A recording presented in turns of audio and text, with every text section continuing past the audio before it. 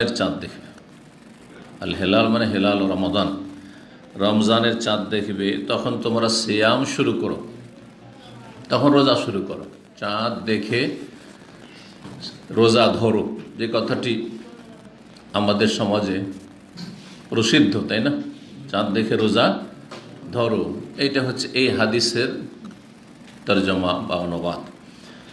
যখন তোমরা চাঁদ দেখবে মানে রমজানের চাঁদ দেখবে, তখন কি করো? ফাসুমু, সিয়াম আরম্ভ করো, শুরু করো। ওয়াইদার আই তুমুহ, আর যখন তোমরা চাঁদ দেখবে শওয়াল মাসের, রায় তুমুহ রায় তুমুল হেলাল মানে হেলালা শওয়াল। আপনাকে বুঝে নিতে হবে এখানে যে কোন চাঁদের কথা বলা হচ্ছে। যখন তোমরা চাঁদ দেখবে শওয়াল মাসের, তার মানে রমজান শেষ, ঈদের চাঁদ উঠে গেছে। ফাফতেরু, তখন তোমরা রোজা ছেড়ে দাও, মানে রোজা শেষ করো, ইফতার করো।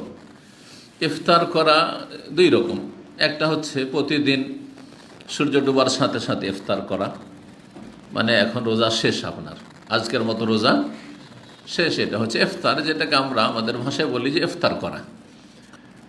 হাদিসের ভাষায় এটাও ইফতার।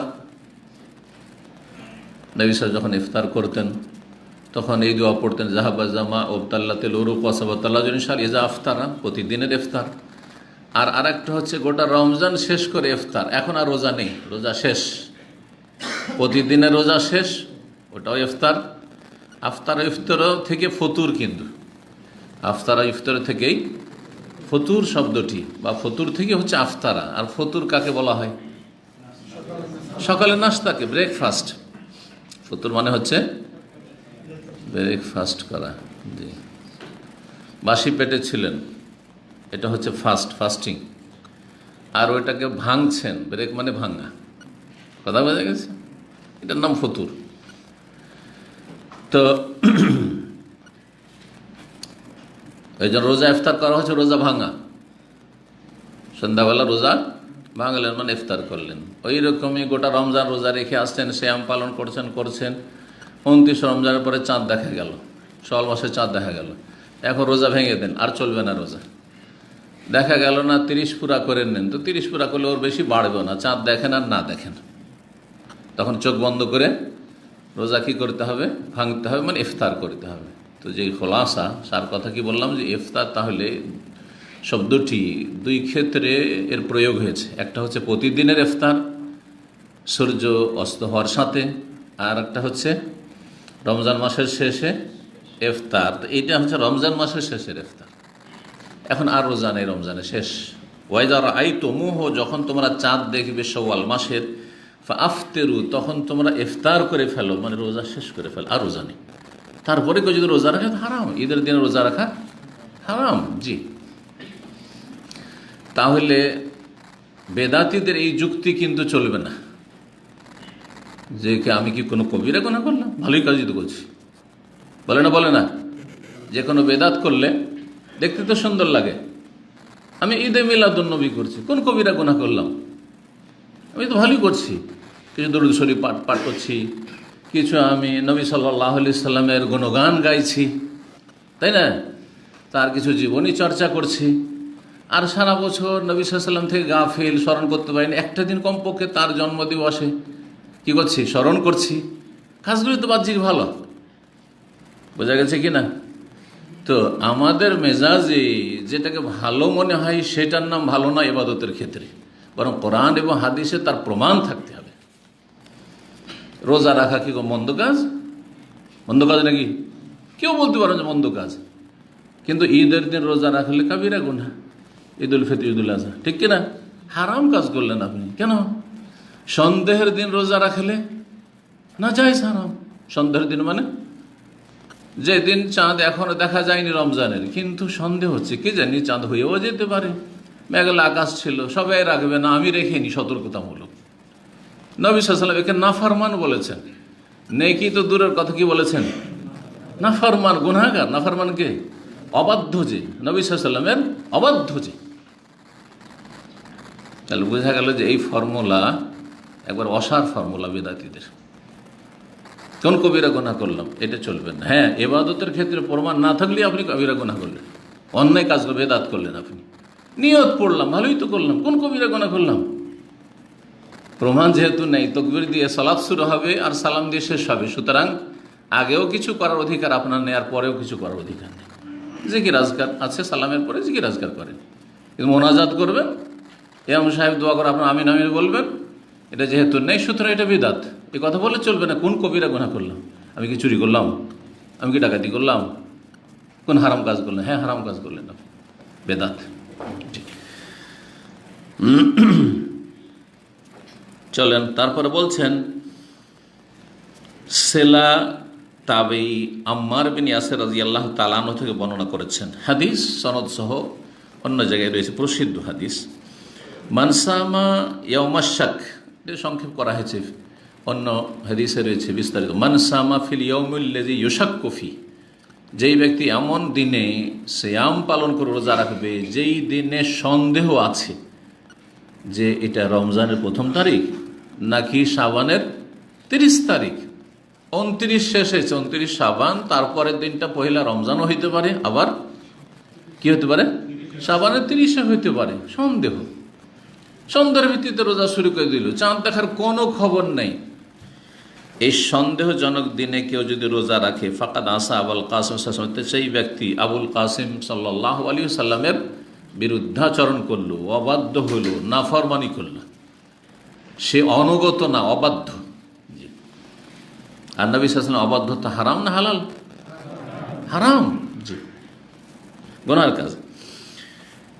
তো এই ছিল হাদিস অধ্যায়, আর বিনা সনদে এই হাদিসটা এই অধ্যায়ের সমর্থনে নিয়েছেন বুখারী রাহিমাহুল্লাহ। তারপরে হাদিস সনদ সহ নিয়ে আসছেন 1906 নম্বর হাদিস। সাহাবী আব্দুল্লাহ বিন ওমর রাদিয়াল্লাহু তাআলা আনহু থেকে বর্ণিত, তিনি বলেন, আন্না রাসূলুল্লাহ যাকারা রমাদানা, রাসূলুল্লাহ সাল্লাল্লাহু আলাইহি সাল্লাম রমজানের আলোচনা করলেন। ফাকাল ওয়ালা তাসুমু হাত্তা তারাউল হিলাল, তোমরা অতক্ষণ সিয়াম শুরু করিও না, রোজা শুরু করে যতক্ষণ পর্যন্ত তোমরা চাঁদ না দেখবে। কোন চাঁদ? রমজানের চাঁদ না দেখবে। ওয়ালা তুফতিরু, আর তোমরা ইফতার করবে না, সিয়াম বন্ধ করবে না, হাত্তা তারাও, যতক্ষণ পর্যন্ত চাঁদ না দেখবে। কোন চাঁদ? শাওয়ালের চাঁদ, ঈদের চাঁদ না দেখবে।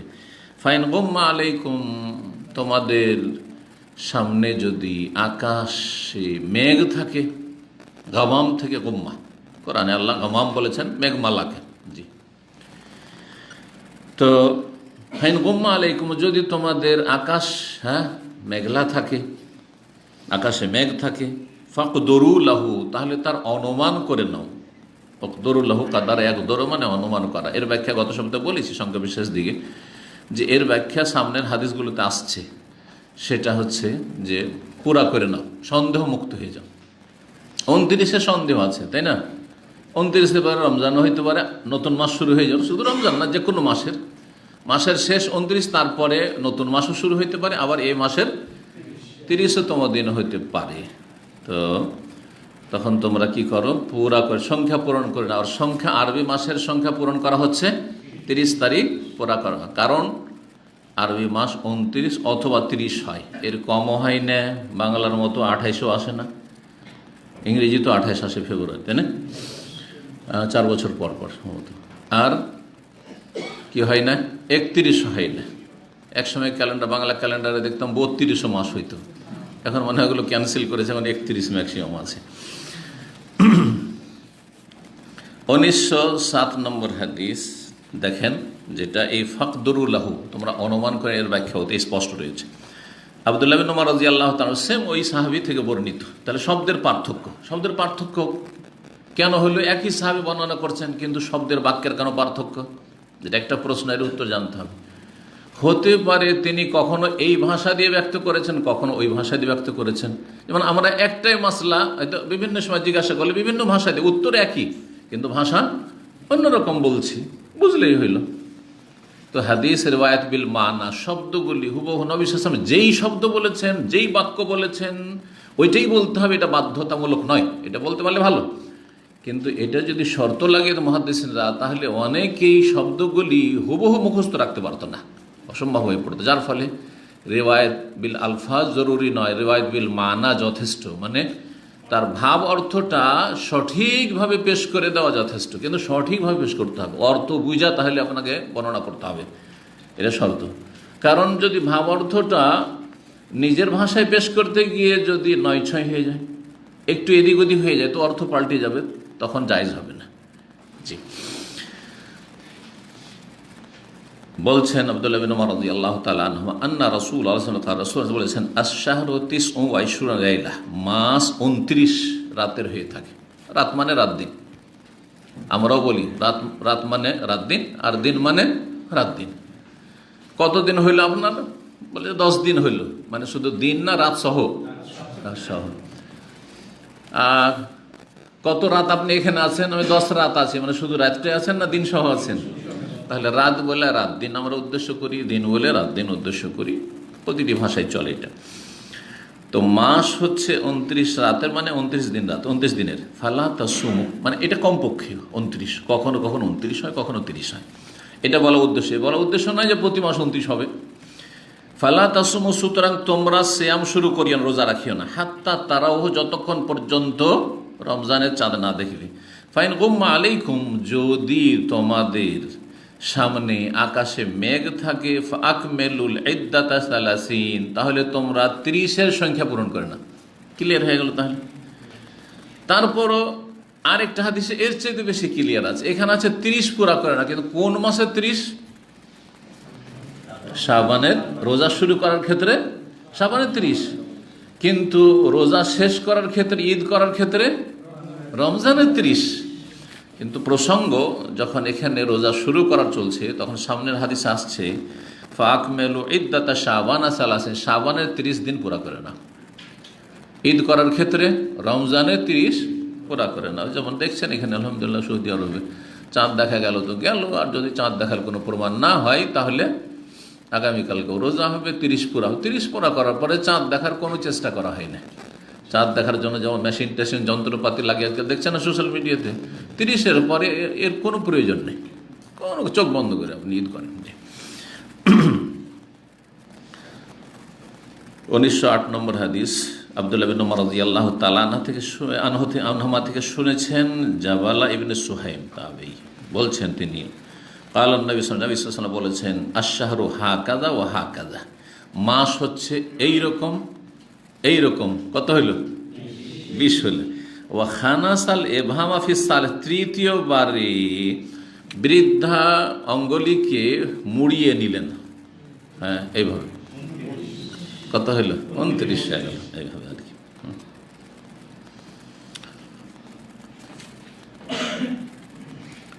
1909 নম্বর হাদিস, আবু হুরায়রা রাদিয়াল্লাহু তাআলা আনহু থেকে মুহাম্মদ ইবনে জিয়াদ তাবেঈ শুনেছেন, তিনি বলেন, মানে আবু হুরায়রা রাদিয়াল্লাহু তাআলা প্রখ্যাত সাহেব বলেন, নবী সাল্লাল্লাহু আলাইহি ওয়াসাল্লাম বলেছেন, অথবা বলেছেন কালা আবুল কাসিম, আবুল কাসিম সাল্লাল্লাহু আলাইহি ওয়াসাল্লাম বলেছেন। আবুল কাসিম নবী সাল্লাল্লাহু আলাইহি ওয়াসাল্লামের কি কুনিয়াত, মানে উপনাম।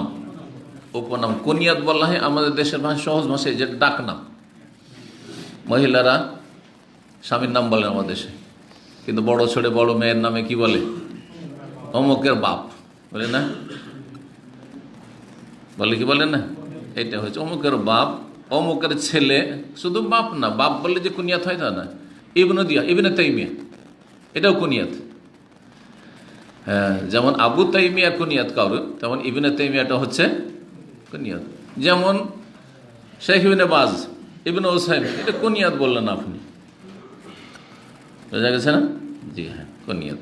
জি, ইবনে অমুক, ইবনে সৌদ, সৌদের ছেলে আবু সৌদ।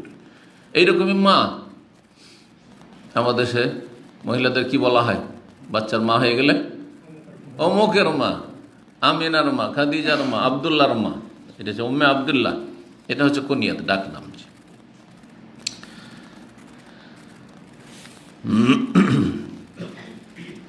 বলছেন যে নবী সাল্লাল্লাহু আলাইহি ওয়াসাল্লাম বলেছেন, সুমু লিরুয়াতিহি, তোমরা চাঁদ দেখে সিয়াম শুরু করো, রোজা রাখো। ও আফতিরু লিরুয়াতিহি, আর রোজা ছাড়ো চাঁদ দেখে, মানে রমজানের রোজা স্টপ করো, থামিয়ে দাও চাঁদ দেখা গেলি। ফাইন গুব্বি আলাইকুম, গুম্মার জায়গায় গুব্বি আছে কোনো রিওয়ায়াতে। এর মানেও হচ্ছে আকাশে মেঘ থাকা। যদি তোমাদের সামনে আকাশে মেঘ থাকে, ফাআকমিলু ইদ্দাতা শাবানা সালাসিন, তাহলে শাবানের 30-এর সংখ্যা পূরণ করে নাও।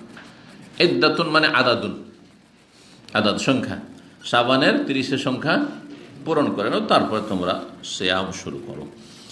1910 নম্বর হাদিস, উম্মে সালামা রাদিয়াল্লাহু তাআলা আনহা থেকে বর্ণিত, উম্মুল মুমিনিন বলছেন, আন্না আলা মিন নিসাই শাহর, নবী সাল্লাল্লাহু আলাইহি ওয়াসাল্লাম তার স্ত্রীদের সাথে 1 মাসের ইলা করেছিলেন।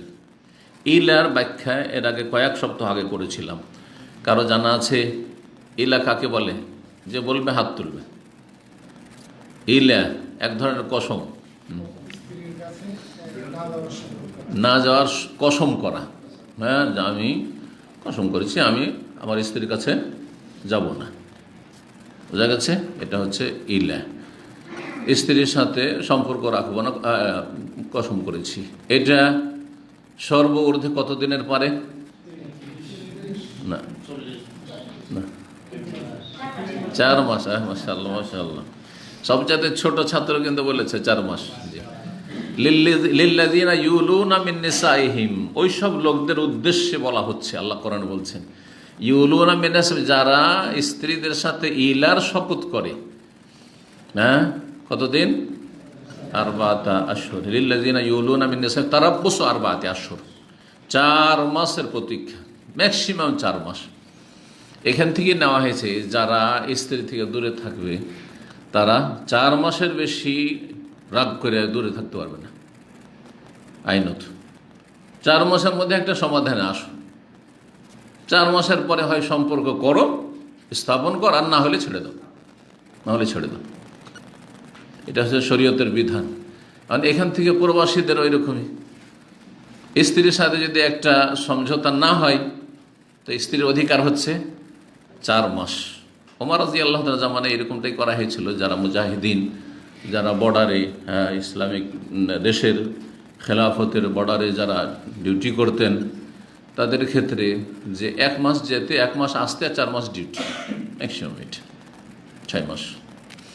তারপরে যদি বেশি হয়, হ্যাঁ, অনুমতি নেন। অনুমতি যদি দেয় তাহলে ঠিক আছে, বৃহৎ স্বার্থে মানুষ বিদেশে থাকছে, কষ্ট করে গিয়ে সব করে থাকছে, জি, পরিবার ছেড়ে। আর যদি না হয় তাহলে যেতেই হবে, ভালো ভালো রুজি ছেড়ে চলে যেতে হবে, এটা শরীয়ত নয়। তখন তার স্বাধীনতা আছে, এই কষ্ট করে যদি থাকবে, আর না হলে তালাক নেবে, অথবা আপনি চাকরি ছেড়ে চলে যাবেন। হয় আপনি চাকরি ছেড়ে চলে যাবেন, হ্যাঁ, কারণ তার এটা অধিকার। আর যদি না হয়, সে যদি বলে যে না আমি গুনাহ থেকে বাঁচতে পারবো না, অনেকে আছে এরকম, যেমন অনেক পুরুষ আছেন, কত ছেলেদেরকে এখানে দেখলাম, যুবকদের বিয়ে শাদী করার পর আর টিকতে পারলো না, ভালো ভালো চাকরি ছেড়ে দিয়ে চলে গেল। তো ঠিক ওই রকমই, যেমন পুরুষ তেমন মহিলা, পুরুষও সবাই একই রকম না। অনেকে আলহামদুলিল্লাহ থাকছে 20 বছর 22 বছর থাকছে, পরিবার ছেড়ে 2 বছর পর যাচ্ছে, 2 মাস 3 মাস থেকে আসছে, থাকছে, আলহামদুলিল্লাহ। আল্লাহ ধৈর্য ধরার তৌফিক দিয়েছে। তার সাথে গুনাহ থেকে বেঁচে আছে তো আলহামদুলিল্লাহ। যদি গুনাহ থেকে না বাঁচে তখন পকড়াও, অথবা তওবা, রাস্তা খোলা আছে যদি আল্লাহ তওবার তৌফিক দেয়। তো যেটা বলছিলাম যে হয় চলে যাবেন, আর না হলে প্রথম কথা হয় এটা সমঝোতে আসবেন। সমঝোতে না আসলে যদি না, এটা হইতে পারে না, আমাকে গুনাহ থেকে বাঁচতে হবে, তুমি আসো, তাহলে চলে যাবেন। আর যদি না যান তাহলে তাকে স্বাধীনতা দিতে হবে। জি হ্যাঁ, সে যে কোনো অন্য জায়গায় তালাক নিয়ে সংসার করতে পারে, কারণ উদ্দেশ্য হচ্ছে গুনাহ থেকে বাঁচা। বিয়ের যে বেশ কিছু উদ্দেশ্য, তার মধ্যে সবচেয়ে বড় গুরুত্বপূর্ণ উদ্দেশ্য হচ্ছে ইফাফুন নাফস, পুরুষ নারী নিজেকে গুনাহ থেকে বাঁচাবে, এটা হচ্ছে 1 নম্বর উদ্দেশ্য। 2 নম্বর উদ্দেশ্য হচ্ছে তাকসিরুন নাসল, প্রজন্ম বৃদ্ধিকরণ, প্রজন্ম বাড়ানো। এই না যে 2টা করে নেবো, 1টা করে নেবো, এটা ইসলাম বিরোধী কথা। বেশি বেশি আল্লাহর বান্দা বাড়ান, যাতে করে আল্লাহর নেক বান্দার সংখ্যা পৃথিবীতে বাড়ে, আর আল্লাহর ইবাদতবন্দিকারী দুনিয়াতে পয়দা হয়। জি, আল্লাহ। তৃতীয় হচ্ছে আল্লাহর জমিন আবাদ করা। আল্লাহর জমিনকে আবাদ করতে হবে, জমিন শূন্য থাকবে না, জমিনকে ভালো মানুষ দিয়ে আবাদ করার চেষ্টা করতে হবে। জি,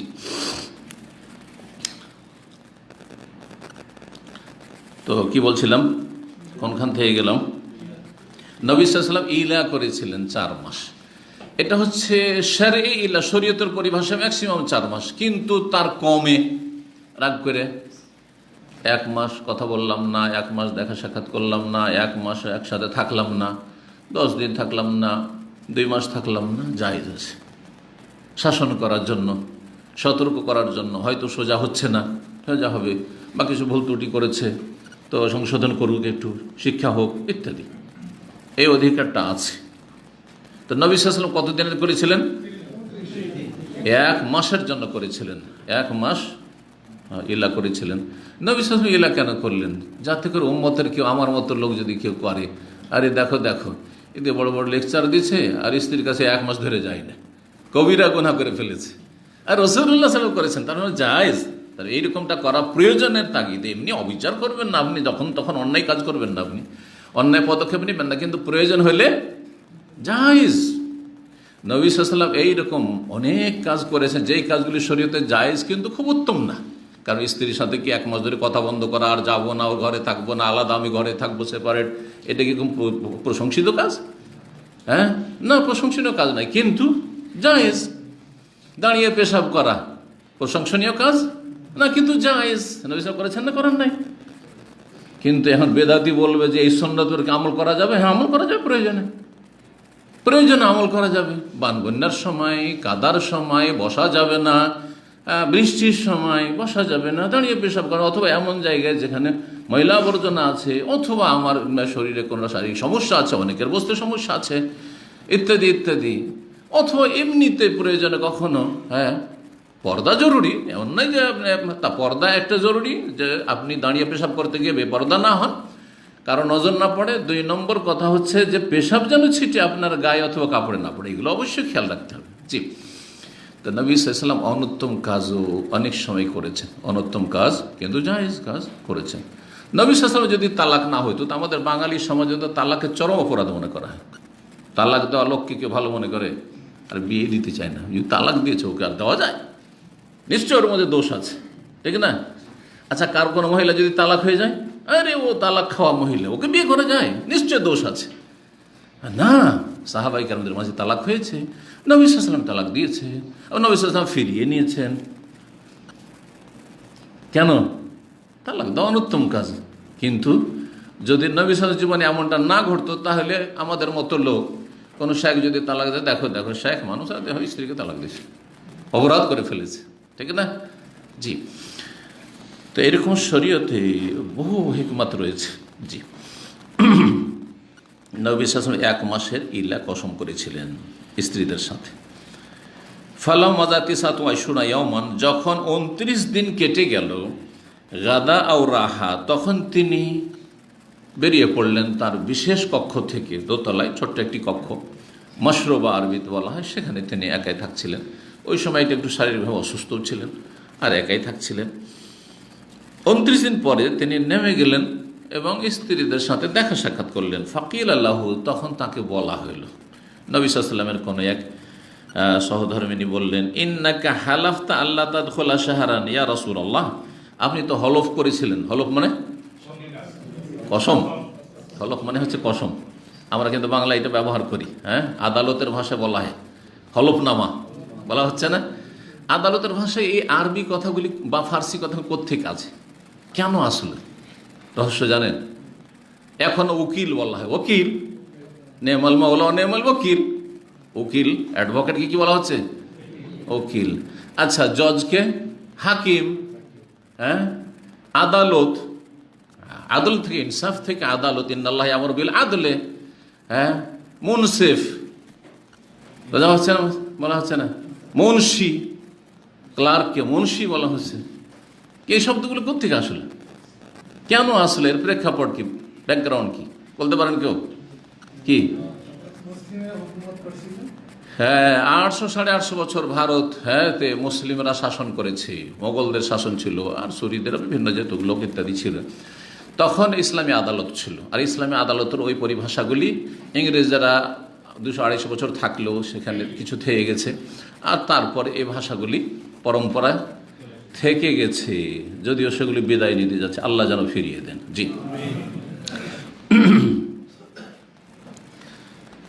বলা হলো যে আপনি তো কসম করেছিলেন যে 1 মাস প্রবেশ করবেন না স্ত্রীদের কাছে, মানে দেখা সাক্ষাৎ করবেন না। ফাকালা, তখন নবী বলেন, ইন্না শাহরা ইয়াকুনু 29 ইয়াওমান, মাস 29 হয়, মাস 29 হয়। জি হ্যাঁ, তাহলে মহিলাদের একটা স্বভাব আছে। হ্যাঁ, কি স্বভাব আছে? কি করা? খোঁচা আমার মাশাআল্লাহ, বুঝতে পারছেন তো আমি। অথচ মনটা চাইছে চলে আসো, প্রথম দিনই চলে আসো, একদিনই কেন রাগ করে থাকবে, তাই না? একদিনই কেন আলাদা করে থাকবে?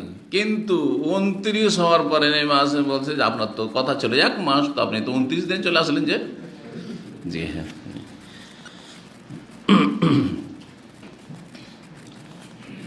12 নম্বর অধ্যায় বলছেন বাবন, আরেকটা হাদিস আছে, তাই না? 1911 নম্বর হাদিস, আনাস রাদিয়াল্লাহু তাআলা আনহু থেকে বর্ণিত। আগেরটা ছিল উম্মে সালমা রাদিয়াল্লাহু তাআলা আনহা থেকে বর্ণিত। এই হাদিস একই ঘটনা, কিন্তু আনাস রাদিয়াল্লাহু আনহু বর্ণনা করেছেন, কাল আলা রাসূলুল্লাহ সাল্লাল্লাহু আলাইহি ওয়াসাল্লাম মিন নিসাইহি, নবী সাল্লাল্লাহু আলাইহি ওয়াসাল্লাম কসম করেছিলেন তার বিবিদের সাথে। ওয়াকানাত ইনফাক্কাত রিজলুহু, সেই সময় নবী সাল্লাল্লাহু আলাইহি ওয়াসাল্লামের পা মচকে গিয়েছিল। মচকে যাওয়া বলেন, জি, মচকে যাওয়া, জোরে ব্যথা পাওয়া, একবারে ভেঙে যাওয়া নয়, কিন্তু জি ব্যথা মচকে যাওয়া।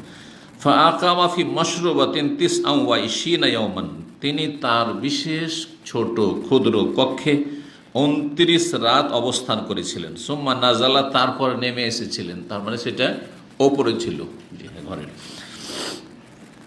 ফাকালু, তখন তারা বললেন, ইয়া রাসূলুল্লাহ, আল্লাহ রাসূল, আলাইতা শাহরান, আপনি তো 1 মাসের কসম করেছেন, ইলা করেছিলেন। ফাকালা, তখন নবী সাল্লাল্লাহু আলাইহি ওয়াসাল্লাম বলছেন, ইন্না শাহরা ইয়াকুনু 29, মাস 29 হয়, মাস 29 হয়, তো এই মাস 29 আর 29 দিন আমি নেমে এসেছি, আমার কসম পুরা হয়ে গেছে, কসম ভঙ্গ করিনি।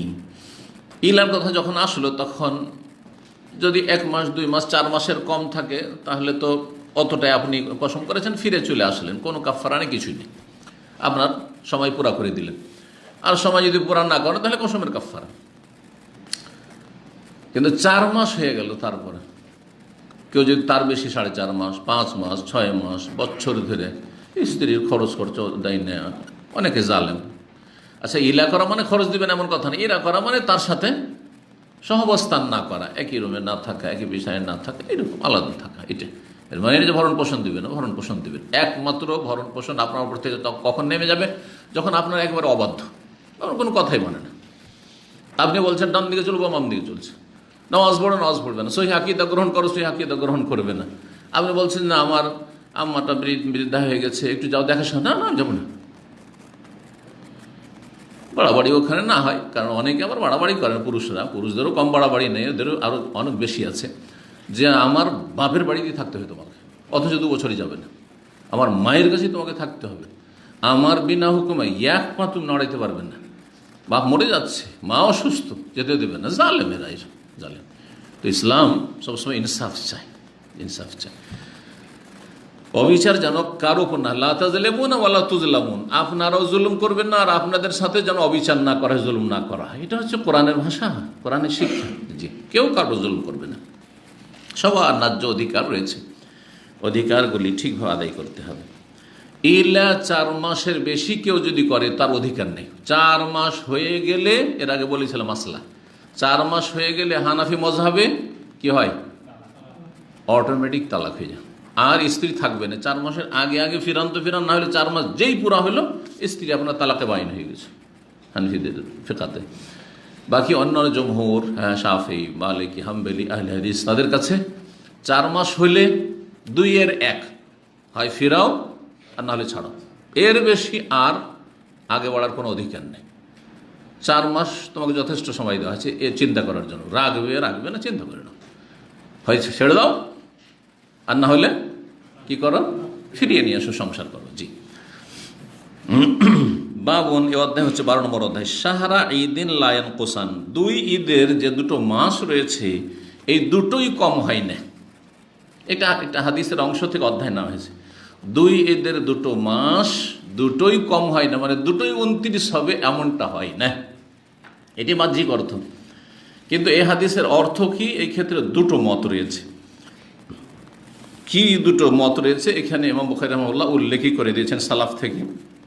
তাই আমরা দেখিনি। কালা আবু আবদুল্লাহ, ইমাম আবু আবদুল্লাহ মানে ইমাম বুখারী রাহমাহুল্লাহ বলছেন, তার মানে এই কথাটা লিখছে ইমাম বুখারীর ছাত্র। তাহলে হ্যাঁ, ইমাম বুখারীর ছাত্র, প্রসিদ্ধ ছাত্র হচ্ছে ইমাম ফেরাবরি, তিনি অথবা অন্য কেউ লিখছেন ইমাম আবু আবদুল্লাহ মানে ইমাম বুখারী বলেন কালা ইসহাক, ইমাম ইসহাক বিন রাহুয়াই বা রাহুইয়া বলছেন।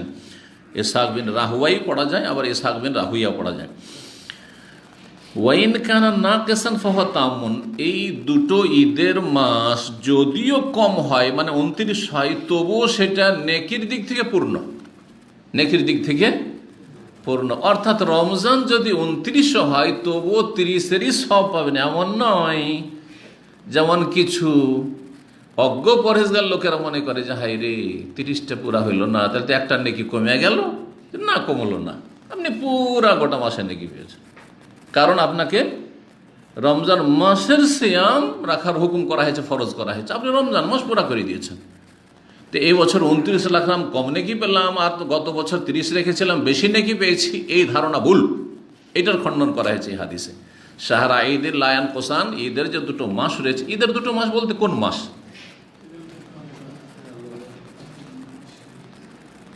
হ্যাঁ, ঈদের দুটো মাস।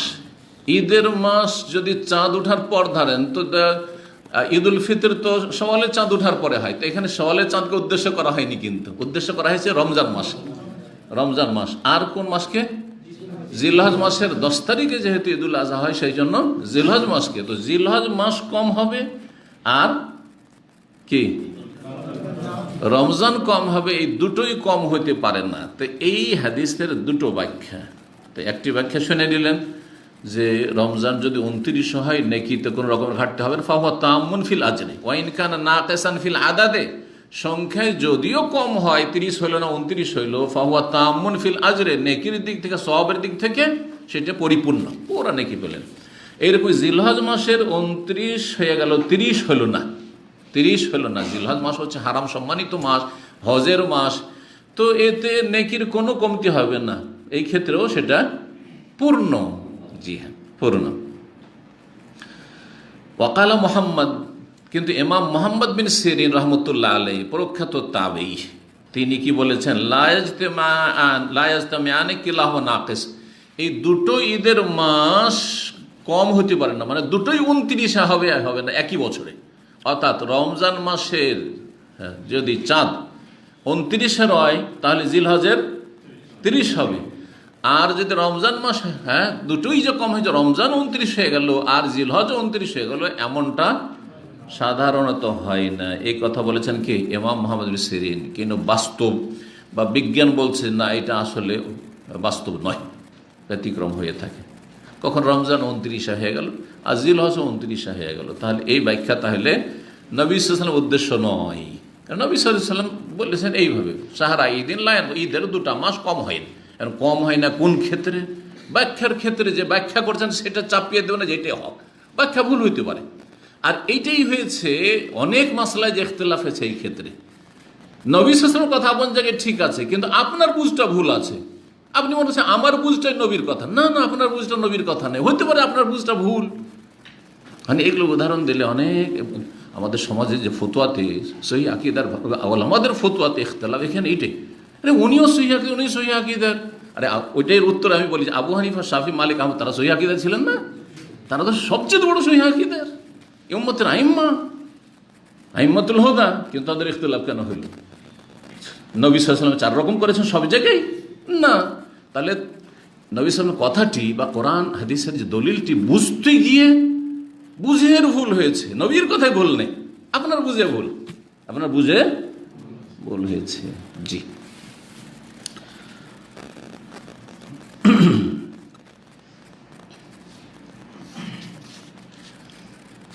তো 1912 নম্বর হাদিস দেখেন, আব্দুর রহমান ইবনে আবি বাকরা বর্ণনা করছেন আবু বাকরা থেকে, সাহাবী আবু বকর রাদিয়াল্লাহু তাআলা আনহু, নবী সাল্লাল্লাহু আলাইহি ওয়াসাল্লাম থেকে বর্ণনা করছেন। তারপরে আর একটা সনদ এখানে নিয়ে এসছেন, খা বলে, মানে তাহউইল। সেখানে ওই আব্দুর রহমান আবি বাকরা সাহাবী, একই সাহাবী, তার পিতা আবু বকর থেকে বর্ণনা করছেন। কিন্তু ইমাম বুখারীর ওস্তাদ দুই জায়গাতে কিন্তু মুসাদ্দাদ, মোসাদ্দাদের ওস্তাদ হচ্ছে মুতামির, তিনি বলছেন আমি ইসহাক বিন সুয়াইদ থেকে শুনেছি, তিনি আব্দুর রহমান থেকে। আর এখানে রয়েছে মুতামির বলছেন খালিদুল হাজ্জা থেকে শুনেছি। এখানে পার্থক্য, তো সনদ দুটো, এই দুটো দেখার জন্য দুটো সনদ নিয়ে এসছে। যাই হোক, এগুলো সনদের বাহাস। হাদিস যখন গভীরভাবে পড়ানো হয়, সাধারণ লোকের ওতে ফায়দা নেই, তখন মনে রাখতে হবে যে হাদিসের দুটো পার্ট, দুটো অংশ আছে। হাদিসের কি আছে? দুটো অংশ। একটা নাম হচ্ছে সনদ বা সনদ, সূত্র, বর্ণনাকারীদের পরম্পরা, সিলসিলাতুল ইসনাদ।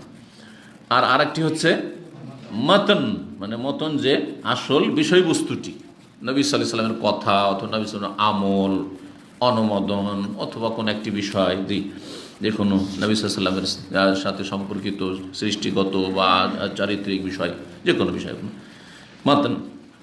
তো এখানে মতন তো এক, কিন্তু সনদ একটু ভিন্নতা আছে, সেই জন্য এইভাবে নিয়ে এসেছেন। মুহাদ্দিসিন কিরামদের ভাষায় শুধু মতনকে হাদিস বলা হইতো না, সনদকেও এক একটি হাদিস বলা হইতো। এই জন্য কখনো কখনো দেখবেন যে একটি হাদিসে দুটো নম্বর দেওয়া আছে, আসবে সামনে আসছে আমাদের, একটি হাদিসে দুটো নম্বর দেওয়া আছে। হাদিস তো একটি, কিন্তু দুটো কেন নম্বর দেওয়া আছে? দেখেন যে মাঝখানে ওখানে দেখা যাচ্ছে যে সনদ দুটো, কিন্তু এখানে সনদ। আর এই কারণেই হাদিসের গণনা সংখ্যায় পার্থক্য হয়েছে। কোনো বুখারীতে দেখবেন যে এত নম্বর হাদিস, আর কোনো বুখারীতে দেখবেন যে এত নম্বর হাদিস। বাংলা যে অনুবাদগুলি হয়েছে সেগুলোতে দেখবেন তৌহিদ প্রকাশনী এত নম্বর, আর তারপর ইসলামিক ফাউন্ডেশন এত নম্বর, আর তারপর আরেকটি কি আছে ওইটার এত নম্বর আছে না নেই? নম্বরে পার্থক্য এই কারণে। কেউ মতন শুধু গনেছে, সনদ গণনি, কেউ সনদ গনেছে, কেউ কোনো জায়গাতে কোনো একটা হাদিসের সনদকে দুটো গনেছে, কেউ একটাই গনে নিয়েছে। জি, এরকম যেমন এখানে একটাই গণনা করেছেন ইনি, কিন্তু সামনে এক জায়গায় আসবে যে সনদ আলাদা আলাদা, দুটোকে দুই হাদিস গণনা করেছেন। আইম্মাই কেরামদের সম্পর্কে বড় বড় যারা মুহাদ্দিস, তাদের সম্পর্কে আছে যে ওনার 10 লক্ষ হাদিস মুখস্থ ছিল। হ্যাঁ, ওনার 5 লক্ষ হাদিস মুখস্থ ছিল। এর মানে কি? মতন? এত মতন কোত্থেকে আসবে? এত বিষয়বস্তু, এত মতন করতে হবে যে 10 লক্ষ মতন আছে কোথায়? তাহলে এগুলো সনদ। তারা কিন্তু আমাদের মতে এত মিসকিন ছিল না। আজকাল সনদ কয়টা লোকের মুখস্থ আছে? কারো মুখস্থ নেই বললেই চলে, ইল্লা মাশাআল্লাহ। খুব বেশি তো আবু হুরায়রা রাদিয়াল্লাহু আনহু ক্বালা রাসূলুল্লাহ সাল্লাল্লাহু আলাইহি ওয়াসাল্লাম, আবু হুরায়রা সাহাবী থেকে, ব্যাস বুনিয়াল ইসলাম আলা খামসে, অমুক আর তমুক ইত্যাদি, তাই না? কিন্তু মুহাদ্দিসিন কিরাম মুখস্থ ক্বালা হাদাসানা ফুলানুন আন ফুলানিন আন ফুলানিন আন ফুলানিন আন ইবনে সিরিন আন আবি হুরায়রা ইত্যাদি, এইভাবে। কথা বোঝা গেছে? এইভাবে একটি মতনের ধরেন 50টি সনদ আছে। তো মতন ধরলে তো একটি হাদিস, কিন্তু সনদ ধরলে 50টি হয়ে গেল, বা 100টি হয়ে গেল, 10টি হয়ে গেল, 20টি হয়ে গেল। এইভাবে 10 লক্ষ হাদিস মুখস্থ কার? ধরেন ইমাম আহমদ বিন হাম্বলের, ইমাম বুখারীর, ইত্যাদি ইত্যাদি। এগুলো হচ্ছে উদ্দেশ্য এর। জি, আর না হলে, কারণ এই ক্ষেত্রে যারা মুনকেরে হাদিস, আহলে কোরআন, গোমরা পথভ্রষ্ট, তারা সংশয় সৃষ্টি করে। 10 লক্ষ হাদিস অমুক ইমামের মুখস্থ ছিল, তো হাদিসের কিতাবগুলি সবগুলো যদি কালেকশন করো, কত হাদিস আছে? আর তাতে তো রিপিট আছে, যেটা বুখারীতে আছে ওইটা মুসনাদ আহমদে আছে, তাই অনেকগুলি হাদিস।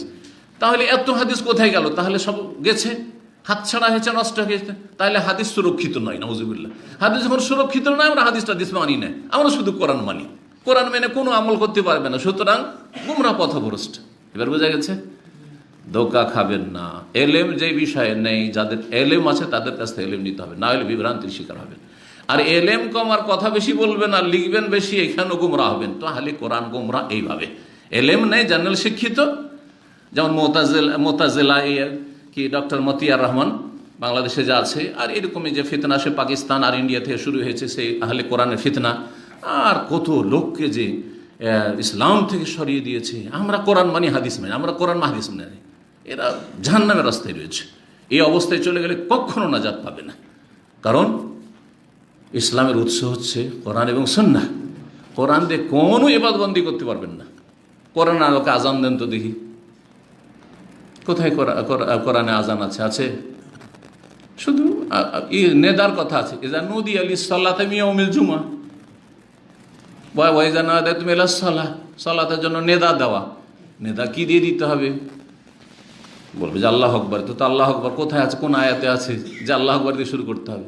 আচ্ছা, শেষ করতে হবে কি দিয়ে? আছে? কোনটা আগে কোনটা পরে আছে? একামতের বাক্য কয়টি আর আজানের বাক্য কয়টি আছে? সালাত আছে, আকিমুস সালাত, কিন্তু সালাত কায়েম করবো কোনখান থেকে শুরু? আগে রুকু, না আগে সিজদা, না আগে আত্তাহিয়াত দুরুদ, না আগে সালাম ফিরে নেব?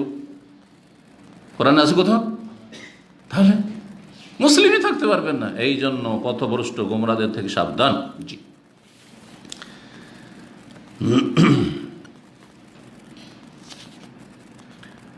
তো হাদিস কি বলছেন? আব্দুর রহমান ইবনে বকর তার পিতা থেকে, আবু বকর থেকে রাদিয়াল্লাহু তাআলা আনহুম, নবী সাল্লাল্লাহু আলাইহি ওয়াসাল্লাম বলেন, শাহরানে লা ইয়ানকুসান, দুইটি মাস কমে না, দুইটি মাস কমে না। এই দুটি মাস কি? শাহরা ঈদিন, ঈদের দুটি মাস, রমাদান ও জুল হিজ্জা বা জুল হাজ্জা, দুটোকে পড়া যেত। রমজান এবং জিলহজ দুটোই কমে না। দুটো ব্যাখ্যা কি করলাম? নেকির কম নাই কিছু। আরেকটি হচ্ছে যে দুটোই মাস সাধারণত কম 29 হবে এমনটা হয় না, মাঝে মধ্যে হইতে পারে, সাধারণত হয় না, এরকম বললে চলতে পারে, কিন্তু একেবারে হয় না এই কথাটি অবাস্তব কথা, সায়েন্টিফিক কথা নয়। জি, 13 নম্বর অধ্যায়ে বলছেন বাবু কওলিন নবী সাল্লাল্লাহু আলাইহি ওয়াসাল্লাম লা নাকতুবু ওয়া লা নাহসুবু। এই অধ্যায় হচ্ছে নবী সাল্লাল্লাহু আলাইহি ওয়াসাল্লামের এই বাণীর ব্যাখ্যা সম্পর্কে, যে আমরা এমন এক উম্মত, লা নাকতুবু, আমরা লিখতেও জানি না আর হিসাবও অত জানি না। 1400 বছর আগে যখন নবী সাল্লাল্লাহু এই কথা বলেছেন, মক্কায় মদিনায়, তখন অবস্থাটা এরকম ছিল কি ছিল না? হাতে গোনা গোটা মক্কায় 4-5 জন লিখতে পড়তে জানে।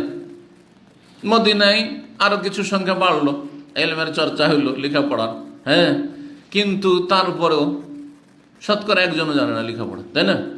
এই জন্য এই উম্মত হচ্ছে উম্মি উম্মত, মানে নিরক্ষর, অক্ষরের জ্ঞান তাদের নেই। কিন্তু অক্ষরের জ্ঞান না থেকেও আল্লাহ তাদেরকে ওহীর জ্ঞান দিয়ে আল্লাহ রাব্বুল আলামিন সম্মানিত করেছেন। তাদের কাছে সবচেয়ে ভালো ইলম ছিল, উত্তম ইলম ছিল, যা দুনিয়া আখিরাত তাদেরকে সম্মানিত করেছে। নবী সাল্লাল্লাহু আলাইহি সাল্লামের একটি উপাধি হচ্ছে উম্মি। উম্মি মানে নিরক্ষর, যার অক্ষরের জ্ঞান ছিল না। উম্মি মানে মূর্খ নয়, কিন্তু জাহিল মানে মূর্খ হয়। জাহিল মানে মূর্খ। অনেকে অর্থ বুঝে না, বলছে নবী এল উম্মি, আর নবী উল উম্মি মানে মূর্খ বা অজ্ঞ। না না, অজ্ঞ না, বিজ্ঞ, সবচেয়ে বড় বিজ্ঞ। জি, কিন্তু অক্ষরের জ্ঞান ছিল না, মানে আলিফ বা তা সা ইয়া কোনটা কি, এগুলোর জ্ঞান ছিল না। তিনি লিখতেও কোনোদিন শেখেননি, পড়তেও শেখেননি। এটা বড় হেকমা রয়েছে। জি, লেখাপড়া না জানাতে বড় হেকমা। আচ্ছা, লেখাপড়া শিখলে কার কাছে তো শিখতে হইতো না? তো যার কাছে শিখতো সে তো মনে করতো যে আমি তো মোহাম্মদ রসুলের ওস্তাদ। যেমন আমাদের ওস্তাদরা গৌরব করে আমাদেরকে, করে না? যে মক্ত আমাকে কায়দা ও আমার আব্বার কাছে পড়েছি, আলহামদুলিল্লাহ, কায়দা আমার আব্বার কাছে পড়েছি। তারপরে কোরআন থেকে ধরে মাদ্রাসা যা ধরেছি, এত ছোটোতে পড়েছি যার তখন বাড়িতে ওগুলো শেষ করে ফেলেছি। যে আমাকে প্রথম উর্দু কিতাবটা পড়িয়েছে, অথবা প্রথম ওই কোরআন পড়িয়েছে, অথবা ধরেন প্রথম মিজান, ওই যে প্রাথমিক গ্রামার, নাহু, সারফ, এখন ওইখানে আছে। কিন্তু যারা বেঁচে আছেন আল্লাহ তাদের সুস্থ রাখেন, যারা দুনিয়াতে চলে আল্লাহ রহম করেন, কিন্তু তাদের একটি কি আছে? গৌরব ওখানে থাকলো যে আমার ছাত্র, তাই না? আমার ছাত্র। তো কথা হচ্ছে যে নবী সাল্লাল্লাহু আলাইহি ওয়াসাল্লামের ওপর কারো ইহসান, অনুগ্রহ আল্লাহ রাখতে চাননি, যে আমি তাকে তো লিখিয়ে পড়ে মানুষ করেছি। কারণ আল্লাহ ছাড়া কারো এহসান নেই। মায়ের পেটে তখন থেকে বাপ নেই, বাপেরও এহসান নেই, আল্লাহ স্পেশাল এহসান। সবচেয়ে বড় মানুষ বাপকে দেখেননি। সুতরাং আজকেও যদি কোনো ব্যক্তির এরকমটা হয় তো আক্ষেপ করবেন না। লাকাদ কানা লাকুম ফি রাসূলিল্লাহি উসওয়াতুন হাসানাহ, শুধু মিষ্টি মিষ্টি সুন্নত নয়, নবী সাল্লাল্লাহু আলাইহি ওয়াসাল্লামের আদর্শ জীবনের প্রতিটি ক্ষেত্রে। আমিও বাপের ছায়া পাইনি, বাপের তরবিয়ত পাইনি, মায়ের পাইনি, কেউ কারো পাইনি, ভাইদের পাইনি, বোনদের, নবী সাল্লাল্লাহু আলাইহি ওয়াসাল্লাম পাইনি। আল্লাহু আকবার। আল্লাহ যাকে উঠাবেন তাকে কেউ নামাতে পারবেন না, আর যদি আল্লাহ না উঠান তো সারা পৃথিবীর কোনো শক্তি উঠাতে পারবে না। জি, ইবনে উমর রাদিয়াল্লাহু তাআলা আনহুমা থেকে বর্ণিত, তিনি বলেন যে নবী সাল্লাল্লাহু আলাইহি ওয়াসাল্লাম বলেছেন, ইন্না উম্মাতুন উম্মিয়া, আমরা হচ্ছি নিরক্ষর উম্মত। আমার উম্মতের সিংহভাগ হচ্ছে নিরক্ষর। প্রথম যুগের কথা বিশেষ করে, হতে পারে এমন একটা যুগে যে অধিকাংশই স্বাক্ষর, অধিকাংশ লেখাপড়া। তারপরও আজকে দেখেন মুসলিম উম্মতে এখন নিরক্ষরদের সংখ্যা, সাক্ষরতার সংখ্যা তুলনামূলক অনেক কম। যদি এই সাক্ষরতা নিরক্ষরতা বলতে তারা দুনিয়ার শিক্ষা বোঝাচ্ছে, দুনিয়ার শিক্ষা কোনো লাভে আসবে না যদি দিনের শিক্ষা না থাকে। আগে দিনের শিক্ষা আর তারপরে দুনিয়ার শিক্ষা, তাহলে আল্লাহ সম্মানিত করবেন এই জাতিকে। আর যেই জাতি অ্যাডভান্স হয়ে গেছে দুনিয়ার শিক্ষায়, ওহম আনিল আখিরাত হুম গাফিল, কিন্তু আখিরাত সম্পর্কে, দিনের শিক্ষা সম্পর্কে একেবারে উদাসীন, গাফিল, সেই জাতি সাময়িক উন্নতি করেছে। এই জাতির দুনিয়াতে উত্থান কয়দিন হয়েছে, তারপরে পতন হবে, নিশ্চিহ্ন হয়ে যাবে। এই জাতি জাহান্নামের ইন্ধন হবে, কোনো কাজে আসবে না। এইসব দুনিয়ার উন্নতি। আমরা হচ্ছে নিরক্ষর উম্মত, লা নাকতুবু ওয়া লা নাহসুবু, আমরা লিখতেও জানি না আর আমরা হিসাবও জানি না। আর শাহরু, তবে মোটা খাই মোটা বুঝি। হ্যাঁ, কথা বোঝা গেছে? আর শাহরু সহজ ভাষা বুঝি। আর শাহরু হা কাজা ও হা কাজা ও হা কাজা, এইভাবে বুঝিয়ে দিলেন নবী করিম সাল্লাল্লাহু আলাইহি ওয়াসাল্লাম। আগের আমাদের দাদি নানিদের সাথে যাদের দেখা হয়েছে জানেন, তারা কিন্তু 10 পর্যন্ত অনেকে গুনতে পারতো না, কিন্তু হিসাব বিষয় ঠিকই বুঝতো। এগুলি দিয়ে গুনতো, যে এইভাবে গণুক না কেন। মাসের নাম তো জানতোই না, ওই যে মাসে মাসে 13 মাস, জি এতদিন হইল মাসে মাসে, যেভাবে জি। বলছেন যে মাস হচ্ছে হা কাজা ও হা কাজা, এইরকম ইয়ানি মাররাতান 29 মাররাতান 30, 2 বার 30 না, বলছেন একবার গণাইলেন কি করে 10 করে 29, আর একবার গণাইলেন 10 করে 30, তাহলে 2 বার দেখিয়েছেন নবী সাল্লাল্লাহু আলাইহি ওয়াসাল্লাম, 2 বার দেখিয়েছেন। একবার বললেন আশ-শাহরু হা কাজা ও হা কাজা ও হা কাজা, কত হইল 30, আর একবার আশ-শাহরু হা কাজা ও হা কাজা ও হা কাজা। তো এইরকম 2 রকমের মাস হয়ে থাকে আরবি ইসলামী মাস। 14 নম্বর অধ্যায় বলছেন বাবুন, এই অধ্যায় হচ্ছে লা ইয়াতাকাদ্দামু রমাদান বিসাওমি ইয়াউমিন ওয়ালা ইয়াউমাইন। কোন ব্যক্তি রমজানের একদিন বা 2 দিন আগে সিয়াম অগ্রিম শুরু না করে, আগেই শুরু করে দিলাম, উদ্দেশ্য হচ্ছে রমজানের অভ্যর্থনা সম্মানার্থে, জায়েজ নয়, বেদাত। উদ্দেশ্য হচ্ছে সতর্কতা অবলম্বন করা, কি জানি একটা কম না হয়ে যায়, আমার আগে থেকে শুরু করে দিলাম। কি জানি মেঘ আছে আকাশে, যদি চাঁদ হয়ে যায় তাই আমি অন্যদের মতো কেন কম হবে, আমার যাতে কম না হয়। সবগুলি বেদাত, নাজায়েজ, সন্দেহের ভিত্তিতে। আর নিজের খেয়াল খুশি সম্মানার্থে রমজানের আগে থেকে যেমন ওয়েলকাম করা, কারণ মানুষের তো এটা মেজাজ। হ্যাঁ, বড় মানুষ আসলে গেটের বাইরে যে দাঁড়িয়ে আছেন, বাড়ির গেটের বাইরে, নিচে যে দাঁড়িয়ে আছেন তাকে গাড়ি থেকে রিসিভ করা যায়, তাই না? রাস্তায় লাইন লাগিয়ে মানুষের দাঁড়িয়ে আছে, জি। তো এইরকম কারো ধ্যান ধারণা হইতে পারে, সেটা নিরসন করেছেন রাসূলুল্লাহ সাল্লাল্লাহু আলাইহি ওয়াসাল্লাম। এটা চলবে না। 1914 নম্বর হাদিস, আবু হুরায়রা রাদিয়াল্লাহু তাআলা আনহু বর্ণিত, তিনি বলেন লা ইয়াতাকাদ্দামান্না আহাদুকুম রমাদান বিসাওমি ইয়াউমিন আও ইয়াউমাইন, তোমাদের কোন ব্যক্তি রমজানের একদিন অথবা 2 দিন আগে সিয়াম শুরু না করে দেয়। ইল্লা আন ইয়াকুনা রাজুলুন কানা ইয়াসুমু সাওমান, তবে কোন ব্যক্তি যদি কোনো বিশেষ দিনের একটি সিয়াম নিয়মিত রাখতো, সোমবার করে রাখতো, বৃহস্পতিবারে রাখতো, আর সেই দিনটা গিয়ে পড়েছে 29 অথবা 30 কি শাবান, 30 শাবান সোমবার, 30 শাবান বৃহস্পতি রাখবে না, সে রাখবে, তার অভ্যাস অনুযায়ী সে রাখতে পারবে। ফালিয়াসুম যালিকাল ইয়াউম, তাহলে সেই দিন সে সিয়াম পালন করুক। কিন্তু ঈদের দিন যদি সোমবার পড়ে যায়, ঈদুল আজহা, ঈদুল ফিতরের দিন সোমবার বৃহস্পতিবার পড়েছে, রাখবে না, ওইটা হারাম। বছরে 2টো দিন সিয়াম পালন করা একেবারে হারাম। তারপরে হচ্ছে আপনার আইয়ামে তাশরিক, জিলহজ মাসের 11, 12, 13, এই 3 দিনও নবী সাল্লাল্লাহু আলাইহি ওয়াসাল্লাম নিষেধ করেছে, সুতরাং সেটাও না যায়। তো 3, 2 এই 5টা দিন, জি। শুধু হাজি সাহেব যারা হয়তো কোরবানি দিতে পারলো না, হজে তামাত্তু কেরান করলো, তাদের ক্ষেত্রে ওলামারা বলেছেন যে তারা 11, 12, 13 তারিখ রাখতে পারে, জি রাখতে পারে, কিন্তু এমনিতে রাখা সুন্নত নয়।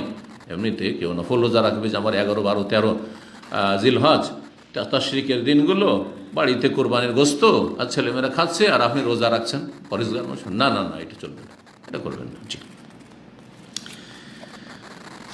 15 নম্বর অধ্যায়ে বলছেন বাবু কাউলিল্লাহি জাল্লা যিকরুহু, এই অধ্যায় হচ্ছে মহান আল্লাহর বাণীর তাফসীর। ওহিল্লা লাকুম লাইলাতুস সিয়ামির রাফাসু ইলা নিসা, তোমাদের জন্য হালাল করা হয়েছে সিয়ামের রাতে আর রাফাসু ইলা নিসাইকুম, তোমাদের স্ত্রীদের সাথে যৌনাচার, রাফাস যৌনাচার, যৌন আচরণ, সহবাস ইত্যাদি।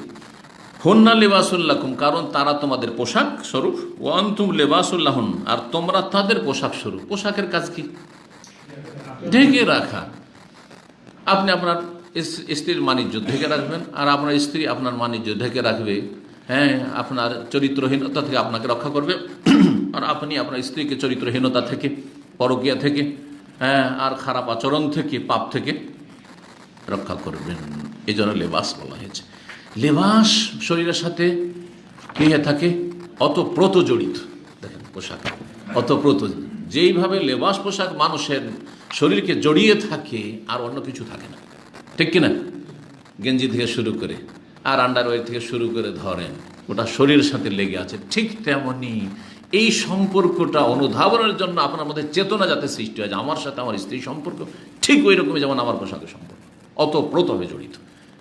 এই সম্পর্ক এত সুসম্পর্ক, এত গভীর, একবার নিবিড় সম্পর্ক, আর তারপরে সামান্য একটু কথার জন্য একেবারে চটে গিয়ে রাগ করে অতীতের সমস্ত কল্যাণ ভুলে গেলেন, আর দিলেন তালাক তালাক তালাক, আর বেদাতীদের মতো একসাথে 3 তালাক, আর তারপরে যে কি করবো দিশেহারা। না, এটা মূর্খদের কাজ। আর তালাক যদি দিতে হয় ঠান্ডা মেজাজে আর অচল সুস্থ মস্তিষ্কে, না একে রাখলে আমার প্রাণ নাশের আশঙ্কা, বুঝতে পারছেন? বিশ্বাসঘাতক সে, প্রাণ নাশের আশঙ্কা, অবশ্যই তালাক দেবেন। তখন আমার বাপ মাকে মারধর করেছে, অবশ্যই রাখা যাবে না যদি সংশোধন না হয়। নামাজ পড়ে না, অবশ্যই রাখা যাবে না। শিরক কুফরি করে, মাজারপন্থী, অবশ্যই রাখা যাবে না। হয় সংশোধন সোজা হবে, আর না হলে কিছুটা সময় নেন সোজা করার জন্য, আর তারপর না হয় মাসসালাম, বিদায়। কিন্তু সামান্য কিছু কথাতে, যেই সেই কথাতে, সাধারণ দুনিয়ার বিষয় ভুল ত্রুটি, আপনার মধ্যে ভুল ত্রুটি, তার মধ্যে ভুল ত্রুটি হতে পারে, কারোর মধ্যে কম, কারোর মধ্যে বেশি। আল্লাহ ছাড়া কোনো মানুষ ভুল ত্রুটি মুক্ত নেই। জি, আম্বিয়া রসুলগণের ভুল ত্রুটি ছোটোখাটো হইতো, আল্লাহ সংশোধন করে দিতেন, কিন্তু আমাদের বড় বড় হইতে পারে। আপনার ওস্তাদ, আপনার আলেম মানে ভুল হবে না এমন কথা নেই, কিন্তু ভুলের সংশোধন করছে কিনা এটা দেখার বিষয় না। অহরহ ভুল করে যাচ্ছে, যে ব্যক্তি অহরহ ভুল করে যাচ্ছে সে অপরাধী। কিন্তু যে ব্যক্তির ভুল হইল, আর ভুল হওয়ার পরে তওবা করিল, তারা সালেহীন, তারা ভালো মানুষ। ভালো মানুষের জন্য এটা শর্ত নয় যে কখনো ভুল হবে না, এই কথাটা মনে রাখি। ভালো মানুষের দ্বারা কবিরা গুনাহ কখনো হইতে পারে, কিন্তু এত অনুতপ্ত, লজ্জিত, আর এত তাড়াতাড়ি তওবা করে, সাথে সাথে সংশোধন করে নেয়, ভেনিশ, আর কিচ্ছু নেই, সাফ হয়ে গেছে। জি, যেমন কাপড়ে ময়লা লাগবে না, চলাফেরা, এত ভালো ভালো কাপড় ময়লা লাগতে পারে না, পেশাব পায়খানা লেগে যেতে পারে না, লাগতে পারে, কিন্তু যে ভালো মানুষ সে কি করে, সে তাড়াতাড়ি সাফ করে নেবে, দাগ থাকতে দেবে না। ঠিক ওই রকম আপনার আমার জীবনটা হইতে হবে। আল্লাহ যেন আমাদের তৌফিক দান করেন। আল্লাহ যেন কোরআনে কারিমে বলেছেন, স্বামী স্ত্রীর সম্পর্কের ক্ষেত্রে যদি তালাকও দিতে হয়, ওয়ালা তানসাউল ফাদলা বাইনাকুম, তোমাদের আপোষে যে একে অপরের উপর অনুগ্রহ রয়েছে, এহসান রয়েছে, অবদান, কতদিন তোমাকে পাকিয়ে খাইয়েছে, কতদিন তোমার শয্যাশায়ী হয়েছে, কতদিন তোমার ছেলে মেয়েগুলো মানুষ করেছে, কতদিন তোমার সংসারে কত মেহনত পরিশ্রম করেছে, কত কষ্ট করেছে, কতদিন তুমি প্রবাসে থেকেছো, কত কষ্ট করে সবুর করে থেকেছে, সব ভুলে গেলে, সব ভুলে গেলে একটা অন্যায়ের কারণে, একটা ভুলের কারণে। এইরকমই স্বামী কতদিন তোমাকে সুখে রাখার চেষ্টা করেছে, এখন ঋণী হয়ে গেছে, অথবা পারছে না, কাজকর্ম নেই, শরীর অচল হয়ে গেছে, দুর্বল হয়ে গেছে, বিছানা হয়ে গেছে, ভুলে গেলে না না এর কাছে থাকবো না। উভয়কে আল্লাহ বলছেন, স্বামীকে বলছেন আর স্ত্রীকে বলছেন, তোমরা একে অপরের ফজল, করম, অনুগ্রহ, অবদানকে ভুলে যেও না, উপেক্ষা করিও না। জি, নিমক হারাম হয়ে যেও না। আল্লাহ যেন আমাদেরকে তৌফিক দান করেন। আল্লাহ বলছেন কি, ওহিল্লা লাকুম লাইলাতা সিয়ামি রাফাসু ইলা নিসাইকুহুন্না লিবাসুল লাকুম ওয়া আনতুম লিবাসুল লাহুন্না, এতটা তাফসীর করেছি। তারপরে বলছেন, আলিমাল্লাহু, আল্লাহ জেনে নিয়েছেন, আন্নাকুম কুনতুম তাখতানুনা আনফুসাকুম, তোমরা ভিতর ভিতর খেয়ানত করে ফেলছো, ভিতর ভিতর খেয়ানত করে ফেলছো। এর আবার তফসির কি? এর তফসিরের জন্য জানতে হবে প্রেক্ষাপটটি বা পটভূমিকা, যেটাকে বলা হয় বাংলায়, যে ব্যাপারটা কি ছিল। ব্যাপারটাই ছিল, প্রথম যখন সিয়াম ফরজ হয়, রোজা ফরজ হয়, তখন ইফতারির পরে যতক্ষণ জেগে থাকবে ততক্ষণ পর্যন্ত পানাহার করতে পারে, আর ততক্ষণ স্ত্রী সহবাস করতে পারে। আর যদি ঘুম চলে আসে, ধরেন মাগরিব পরে ইফতারটা করেছেন আর মাগরিবটা পড়েছেন, আর তারপরে তখন চোখটা বন্ধ হয়ে গেছে, ঘুম চলে এসছে, তাহলে সারা রাত আর খাওয়া দাওয়া হারাম, ওই অবস্থাতে আপনাকে আবার আগামী দিনে কি করতে হবে, সিয়াম রাখতে হবে। আর সাহারিও খেতে পারবেন না, ঘুম চলে এসেছে যেহেতু, আর আপনি স্ত্রীর কাছে যেতেও পারবেন না। যদি কেউ কেউ বলেছেন যে রমজানের রাতগুলিতে সহবাস মানে স্ত্রীর কাছে যাওয়াই হারাম ছিল, আগের উম্মতে যেমন ছিল, কঠোরতা ছিল এরকম, তো রাতে সহবাস হারাম, অথবা ঘুম চলে আসলে আর পানাহার, ঘুম চলে আসলে হারাস আর নয়, যতক্ষণ আপনি ইফতার করবেন, জেগে আছেন, খেলেন, বাস হয়ে গেল। তারপরে একটা ঘটনা এরকম ঘটে গেল, যে ঘটনার কথা সামনে আসছে, হাদিসে আছে, সুতরাং ওইটা এখনই বলছি না। এটা মাত্র কয়েকদিন হয়তো ছিল, আর তারপর আল্লাহ রাব্বুল কি করে দিলেন, হালকা করে দিলেন, যে রমজানের দিনে সহবাস করতে পারবে না, যৌনাচার করতে পারবে, কিন্তু রাতে পারবে। ঘুম যদি চলেও আসে তবু ওয়াকুলু ওয়াশরাবু, পানাহার করতে পারবে, হাত্তা ইয়াতাবাইয়ানা লাকুমুল খাইতুল আবিদ মিনাল খাইতিল আসওয়াদ মিনাল ফাজর, একবারে শুভ সাদেক পর্যন্ত। শুভ সাদেক, ফজরের শুভ্র রেখা উদ্ভাসিত হওয়া পর্যন্ত তোমার কি করতে পারবে, পানাহার করতে পারবে, যৌনাচার করতে পারবে। তো এইভাবে আল্লাহ হালকা করে দিলেন। এই যে প্রথম দিকে কয়েকদিন যে কঠোরতা ছিল, যে রাত্রে কোথাও মানে স্ত্রীর কাছে যেতেই পারবে না, কিন্তু কিছু কিছু সাহাবাই কেরামরা থামতে পারেন নাই। মানুষ নতুন বিয়ে করেছেন, অনেকে পুরাতন, তারপরও একদিন থাকতে পারবেন না হয়তো সহবাস ছাড়া, এরকম আছে মানুষ। তো ভিতর ভিতর ও সহবাস করে ফেলেছে, স্ত্রীর সাথে সহবাস করে ফেলেছে। কেউ জানতে পারেনি, শুধু স্বামী স্ত্রী জানে, আর কেউ জানে না। আল্লাহ আয়াত নাজিল করে দিলেন, দেখো মাফ করে দিলাম, কিন্তু তোমরা ভিতর ভিতর কিন্তু খেয়ানত করেছো, ডিও পানি খেয়ে দিয়েছো, জি এরকম কাজ করেছো। জি, তাই আল্লাহ বলছেন যে আলেম আল্লাহ, আল্লাহ জেনে নিয়েছেন কিন্তু, যে রাতের অন্ধকারে কি করেছো তোমরা, আন্নাকুম কুনতুম তাখতানুন আনফুসাকুম, তোমরা ভিতর ভিতর কি করছিলে, খেয়ানত করছিলে। ফাতাবা আলাইকুম, কিন্তু আল্লাহ তোমাদের তওবা কবুল করে নিয়েছে। সুবহানাল্লাহ, তওবা করেছেন, তাইলে বুঝা গেল যে ভুল করাটা অপরাধ নয়। সাহাবীরা এই কাজটা কি নেকির কাজ করেছিলেন, গুনার কাজ করেছিলেন, অবাধ্যতা নয়, অবাধ্য। আল্লাহ বলছেন না, ঘুম চলে আসলে আর চলবে না, হ্যাঁ, বা রমজানের রাতে চলবে না, করে ফেলেছেন, থামতে পারেন না কেউ কেউ, কিন্তু তওবা করেছেন। তারপরে তওবা যদিও কাবিরা গুনাহের জন্য শর্ত, বা গুনাহের জন্য শর্ত কাবিরা, বিশেষ করে কাবিরা গুনাহ, অনেক সময় হয় কি, অনেক বেশি নেকি থাকলে তার মাধ্যমে গুনাহ মাফ হয়ে যায়। ছোট তো মাফ হয়, বড় অনেক সময় মাফ হয়ে যায়। যেমন অল্প যদি পেশাব থাকে, আর অনেক পানি, ধরেন 10 লিটার পানি, আর একটু পেশাব আছে, থাকবে নাকি, আবার ধুইতে হবে, হ্যাঁ, অতি সাফ হয়ে যাবে। একটু পেশাব পড়া আছে, দিলেন পানি বহিয়ে, তো ওখানে তো পেশাবটা তো মিক্সে আছে, যদিও 2-4-10 ফোঁটাই থাক না কেন, কিন্তু অল্প, আর ওইটাকে মুছারও কোনো প্রয়োজন নেই, শেষ। ঠিক ওই রকমই জি মানব জীবনটা, যত বেশি নেকি করবে গুনাহ সাফ হইতে থাকবে। জি, ইন্নাল হাসান ইউযহিবুস সাইয়্যাত, ফাতাবা আলাইকুম, আল্লাহ তোমাদের তওবা কবুল করেছেন, ওয়াফা আনকুম, তোমাদেরকে আল্লাহ ক্ষমা করে দিয়েছেন। ফাল আনা বাশিরহুন, এখন তোমাদের জন্য কঠিন হয়ে যাচ্ছিল, এটাও আল্লাহ জানছেন যে তোমাদের জন্য বরদাস্তের বাইরে হয়ে যাচ্ছিল, যে গোটা মাস স্ত্রীর সাথে সহবাস করবো না, কেমন দিনেও পারবো না, রাতেও পারবো না, তো মহা মুশকিল। বলছেন এখন তোমরা স্ত্রীদের সাথে মেলামেশা করো, সহবাস করো। ওয়াবতাগু মা কাতাবাল্লাহু লাকুম, আল্লাহ তোমাদের ভাগ্যে যা লিখেছেন ছেলে মেয়ে, তা তোমরা তলাশ করো। মানে রমজান মাসেও বাচ্চা ধরুক, আল্লাহ চান এটা। জি, তাহলে বোঝা গেল যে বিয়ের উদ্দেশ্য হচ্ছে, বা দাম্পত্য জীবনের উদ্দেশ্য হচ্ছে ছেলে মেয়ে বেশি বেশি নেওয়া। এই কথাই আল্লাহ এখানে বলছেন সূরা বাকারা আয়াত নম্বর 187। জি, সময় লম্বা হয়ে গেছে, অধ্যায়টা যেহেতু হয়ে গেছে, হাদিসটা আমরা শেষ করিনি।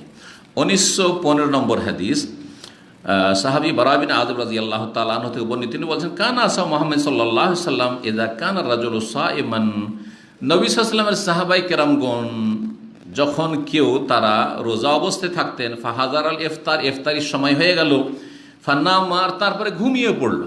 ইফতারির সময় হয়েছে আর ঘুমিয়ে পড়েছে, একটু পানি টানি খেয়েছে, অনেক সময় খেজুরও নেই বাড়িতে, শুধু পানি খেয়ে ইফতার করেছে, পানিও নেই খেজুরও নেই, তো কি করে ইফতার করবেন? এর সমাধান কি? নিয়ত। নিয়ত, ইন্নামাল আমালু বিন্নিয়াত, যদি নিয়ত করেন। অনেক সময় হয় গাড়িতে আছেন, কিছুই নেই, কিছুই নেই, খেজুরও নিতে ভুলে গেছেন, বা পানিও নেই আশেপাশে, কি করবেন? নিয়তে ইফতার করবেন। বেদাতের একটা কাজ করে, কিন্তু কি করে? হ্যাঁ, মুখে উচ্চারণ করে না, না না, রোজা ইফতার করার জন্য কিছু না থাকলে চুষে মনে হয়, হ্যাঁ, আঙ্গুল চুষে, আঙ্গুল চুষে। বেদাত এগুলো আর কি, বাড়াবাড়ি না ইসলামে। যেটা আছে সেটা করতে হবে, নিয়তের দ্বারা ইফতার করতে হবে। ঘুম চলে এসছে কাবলা ইফতার, ইফতার করার আগে, মানে কিছু খাওয়া দাওয়ার আগে, কিছু খাওয়া দাওয়া করেনি, পানিটা খেয়েছে আর তারপর ঘুম চলে। লাম ইয়াকুল লাইলাতাহু, তাহলে ওই সারা রাত আর কিছু খেতে পাবে না। ওয়ালা ইয়াউমুহু, সারাদিন তো রোজা রাখতে হবে, খেতে পাবে না। হাত্তা ইউমসিয়া, সন্ধ্যা পর্যন্ত, 2 দিনের রোজা হয়ে যাচ্ছে, তাহলে মুশকিল। ওয়াইন্না কাইস ইবনে সিরমা আল আনসারি, কাইস বিন সিরমা আনসারি এই সাহাবী, কানা সাইমান, রোজা অবস্থায় ছিলেন। ফালাম্মা হাজার আল ইফতার, যখন ইফতারির সময় হয়েছে, আতা ইমরাত, স্ত্রীর কাছে আসলেন, ইফতারির সময় হয়েছে, সুবহানাল্লাহ, বাড়িতে কিছুই নেই। ফাকাল আল্লাহ, এসে বলছেন, আইনদাকে তো আমন, তোমার কাছে খাবার দাবার আছে, পানি খেয়ে ইফতার করেছেন। কালাতুল্লাহ, না না কিছুই নেই, বাড়িতে কিছুই নেই। আল্লাহু আকবার, একটা খেজুর নেই, কিছুই নেই। ওয়ালাকিন আনতালিক, তবে আমি যাচ্ছি, দেখি পাড়া প্রতিবেশীতে কারো বাড়ি যাই, যেহেতু ধার খরচ কিছু পাই, কারো বাসা থেকে নিয়ে আসছি। আল্লাহু আকবার, আগের স্ত্রী এরকম করতো, চাল ধার নেওয়া, এগুলো ছোট দেখেছি। নিজের বাড়িতে চাল নেই, গরিব মানুষ, চাল ধার নিয়ে এসছে। বলছেন যে আমি যাচ্ছি, ফাআতুল্লাকা, আপনার জন্য আমি কিছু খাবার দাবার তলাশ করছি। ওয়াকানা ইয়াউমা ইয়ামাল, সারা দিন তিনি কৃষি কাজ করে এসেছেন, খেজুর বাগানে মেহনতের কাজ, কষ্টের কাজ করে এসেছেন, ক্লান্ত ছিলেন। ফাগালাবাতু আইনাহু, চোখ চেপে বসেছে একবারে, তার মানে ঘুম এত চেপেছে যে ঘুম চলে এসেছে, মানে ইচ্ছা কি ঘুম চলে এসছে, হয়ে যায় অনেকের। ফাজাআতহু ইমরাতুহু, পরে স্ত্রী আসছেন, একটু খাবার দাবার থেকে নিয়ে আসছেন, যে স্বামীকে খাওয়াবো, রোজা ছিল সারাদিন। ফালাম্মা রাআতহু, এসে দেখছেন, সুবহানাল্লাহ, স্বামী আমার ঘুমিয়ে গেছে। কালাত, এসে বলছে, খাইবাতান লাকা, খাইবাতাল, আফসোস আপনার জন্য, কি হইলো, আপনার জন্য কষ্ট করে খাবার নিয়ে আসলাম, ঘুম চলে এসছে, খাবার তো হারাম হয়ে গেছে, খেতে পারবেন না আপনি, খাইবাতান লাকা, আপনার জন্য আক্ষেপ। ফালামান তাসাফান নাহার, ওই রকমই না খেতে হয়ে গেলে সারা রাত। সকালে আবার কারো দিন মজুর করতে হবে, খেজুর বাগানে মেহনতের কাজ করছেন। তিরমিজির রিওয়ায়াতে রয়েছে যে খেজুরের বাগানে কষ্টের কাজ করছিলেন, এখানে সংক্ষেপে রয়েছে।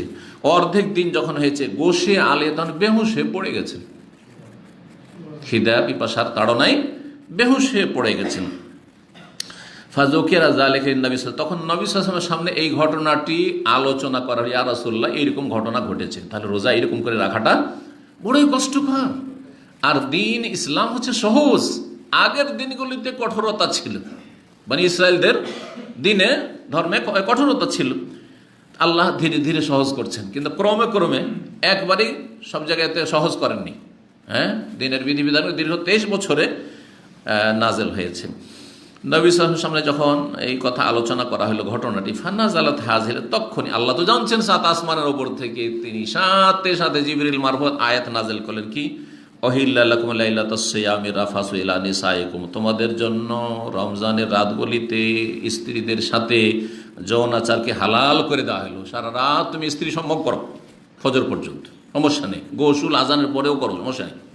জি, জানা আছে না, গোসলে বিলম্ব হলে অসুবিধা নেই, নিয়ত করে নেই, তার নাপাক অবস্থায় রোজার নিয়ত করা যাবে। তারপরে ফারিহু বিহা ফারহান শাদীদান, সাহাবীরা অত্যন্ত খুশি হলেন যে আল্লাহ আমাদের জন্য রাত্রে স্ত্রী সম্ভব হালাল করে দিলেন, যেটা হারাম ছিল। ওয়া নাজালাত, আরো নাজাল ওই আয়াতে, ওয়াকুলু ওয়াশরাবু, তোমরা পানাহার করতে থাকো, সারা রাত পানাহার করতে থাকো, অসুবিধা, যার যখন ইচ্ছা হয়, যার যখন প্রয়োজন হয়।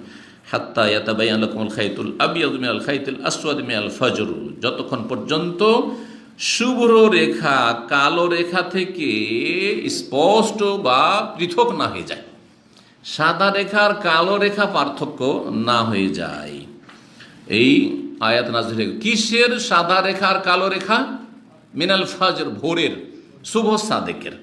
এই মিনাল ফজর কথাটি প্রথম স্তরে নাজেল হয়নি, পরে নাজেল হয়েছে।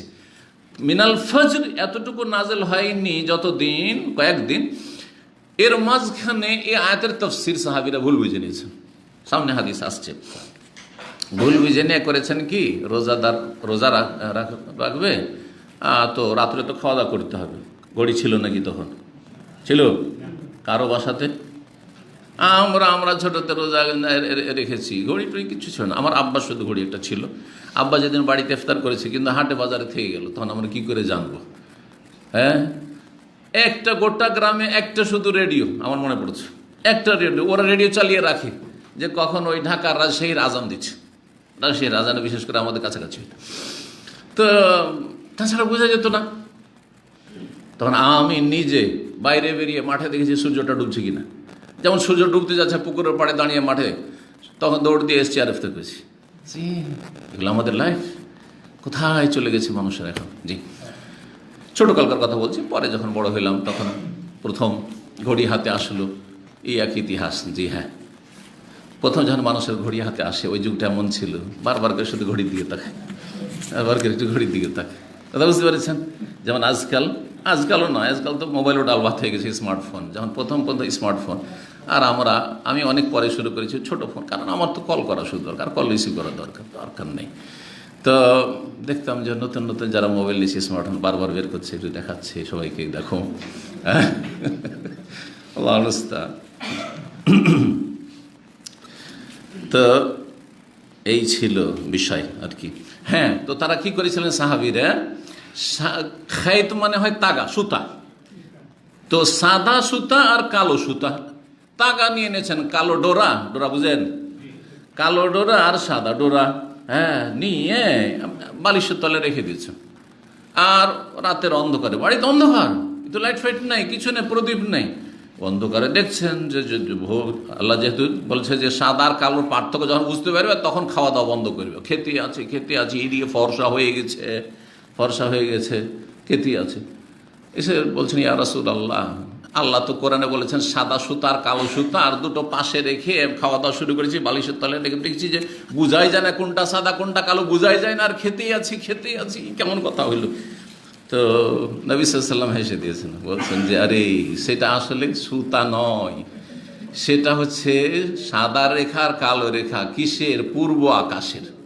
পূর্ব আকাশের, অর্থাৎ শুভ সাদেক আর শুভ কাযিব। আসল খাঁটি ভোর হওয়ার আগে, তার কিছুক্ষণ আগে, বেশ কিছুক্ষণ আগে কি হয়, পূর্ব আকাশটি খাড়াভাবে, জি, নেকড়ে বাঘের লেজের মতো এসছে রিওয়ায়াত, খাড়াভাবে একটু সাদা হয়, ফর্সা হয়।